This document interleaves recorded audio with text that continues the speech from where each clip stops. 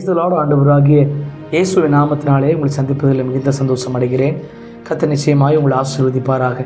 நாளையும் கர்த்தர் நம்மோடு கூட பேசவிருக்கிற வேத வசனத்தினராக நம்முடைய சிந்தைகளை திருப்புவோம்.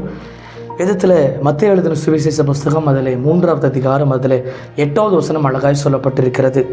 மனம் திரும்புதலுக்கு ஏற்ற கனிகளை கொடுங்கள்.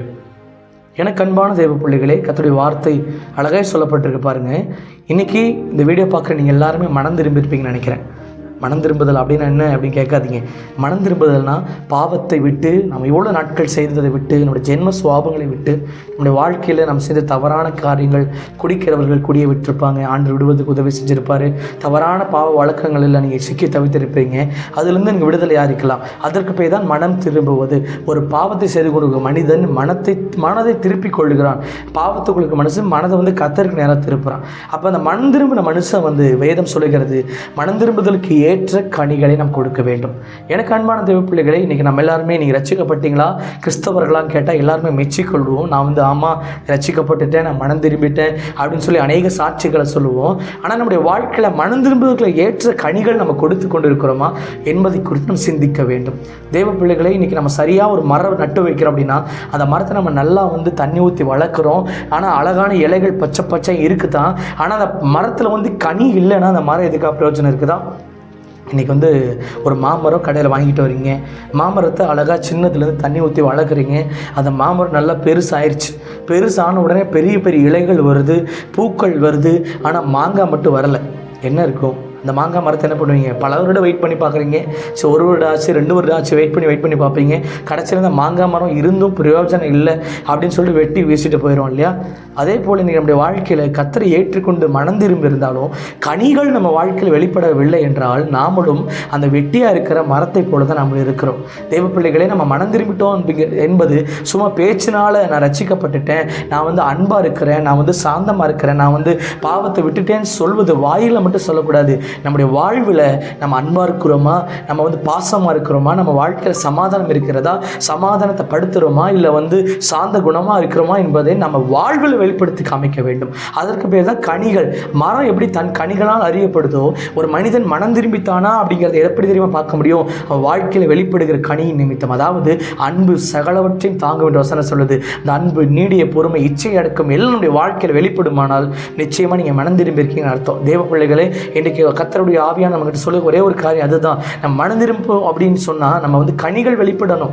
தேவன் நம்மளை நேசிக்கிறார் அப்படின்னா, தேவன் நேசிப்பதற்காக சிலுவையில் தம்முடைய ரத்தத்தை சிந்தி உயிரை கொடுத்தார். இன்னைக்கு தேவனுக்காக வாழ்கிறோன்னு சொல்லுகிற நம்மளால இன்னைக்கு சொல்ல முடியுமா? உலக மனிதர்களுக்காக நான் சுவிசேஷம் சொல்லுகிறேன், நான் அன்பாக இருக்கிறேன், மற்றவர்களை நேசிக்கிறேன், மற்றவர்களை பார்க்கும்போது நான் மேன்மையாக கருதுகிறேன், மற்றவர்களை பார்க்கும்போது என் இருதயத்தில் பாரம் வருது, அவர்களுக்காக ஜெபிக்க தோணுது. இயேசுவை போல அந்த மனம் திரும்புதலின் கனிகள் நம்முடைய வாழ்க்கையில் செயல்படுதா என்பதை நான் பார்க்க வேண்டும். தேவனுடைய பிள்ளைகளை, அப்போ இன்றைக்கு ஒரு முடிவு பண்ணுங்க. நம்முடைய வாழ்க்கையில் அப்படிப்பட்ட கனிகள் செயல்படவில்லை என்றால் இன்றைக்கு உங்களை சோதித்து பாருங்க. எந்த இடத்துல நாம் ஏமாற்றி கொண்டு இருக்கிறோம்? தேவனை விட்டு தூரமாக இருக்கிறோமா, இல்லை மனம் திரும்பி இருக்கிறோமா, இல்லை இன்னும் சில காரியங்களை மனம் திரும்ப வேண்டியது இருக்கதா என்பதை சிந்தித்து பார்த்து இன்றைக்கே நீங்கள் மனம் திரும்புவீர்கள் என்றால் நிச்சயமாக கர்த்தர் உங்களை ஆசீர்வதிப்பார். ஏன்னா கர்த்தருடைய வருகை சமீபமாக இருக்கிறது. மனம் திரும்பி கர்த்தருடைய வார்த்தைக்கு செவி கொடுத்து வரக்கூடிய நாட்களிலே கர்த்தருக்கு பிரியமாய் வாழ உங்களை ஒப்புக் கொடுங்க. இனி நாட்கள் செல்லாது. எவ்வளவு காலங்கள் கர்த்தர் தாமதிப்பார் என்று தெரியாது. கர்த்தர் காத்து கொண்டே இருக்கிறார். நீங்கள் வருவீங்க, நீங்கள் ரட்சிக்கப்பட்ட அனுபவத்துக்குள்ளே திரும்ப வருவீங்க, பழைய மனிதனாக நீங்கள் கர்த்தருக்காக வாழ்வீங்கன்னு கர்த்தரை எதிர்பார்த்து கொண்டே இருக்கிறார். ஆனால் பல நேரங்கள் நாம் என்ன பண்ணுறோம்? மனம் திரும்பி இருந்தாலும் ஆண்டவருக்கு பிரியமில்லாத காரியங்களை செஞ்சு கொண்டே இருக்கிறோம். ஆண்டவர் சொல்கிறாரு, மனம் திரும்பி இருந்தேன்னா மனம் திரும்பலுக்கு ஏற்ற கனிகளை நீ கொடுக்க வேண்டும். அப்போ இன்றைய ஒரு முடிவு எடுத்து, ஆண்டவரே உமக்கு பிரியமாக நான் வாழணும், என்னுடைய வாழ்க்கையில் கனிகள் வெளிப்படணும்னு சொல்லி கர்த்தர் சமூகத்தில் ஒப்புக் கொடுங்க. நிச்சயமாய் கர்த்தர் உங்களை ஆசீர்வதித்து விடுதலையாக்குவார். கண்களை முடி ஜெபிப்போமா? அன்புள்ள தகப்பனே, உங்கள் நன்றியோடு துதிக்கிறோம். நாளை கூட கர்த்தர் சொன்ன வார்த்தையின்படியே மனம் திரும்புவதற்கு ஏற்ற கனிகளை கொடுங்கள் என்று சொன்ன வசனத்தின்படி இந்த நாளிலிருந்து என்னுடைய வாழ்க்கையில் மனம் திரும்புவதற்கு ஏற்ற கனிகளை கொடுக்க உதவி செய்யுங்கப்பா. இனிமே ஆண்டு வாழ்க்கை கனிகள் செயல்படட்டும். என் வாழ்க்கையில் அன்பே இல்லாமல் காணப்படலாம், மற்றவர்களை நேசிக்கிற குணம் இல்லாமல் இருக்கலாம், மற்றவர்களை ஆண்டவர் திட்டும் பொழுது மன்னிக்க முடியாத குணங்கள் இருக்கலாம், எரிச்சலின் குணங்கள் இருக்கலாம். இன்றைக்கு அதெல்லாம் என் வாழ்க்கையை விட்டு வெளியேறி மனம் திரும்பி கர்த்தரை போல ஒரு குணமுள்ள ஒரு மனிதனாக என் வாழ்க்கையை மாற்றுவீராக. தொடர்ந்து வழி நடத்து, ஆசீர்வதியும். இயேசுவின் நாமத்தில் ஜெபிக்கிறோம் நல்ல பிதாவே. ஆமேன்.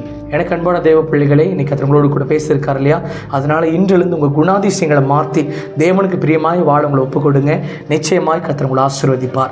Have a blessed day. God bless you.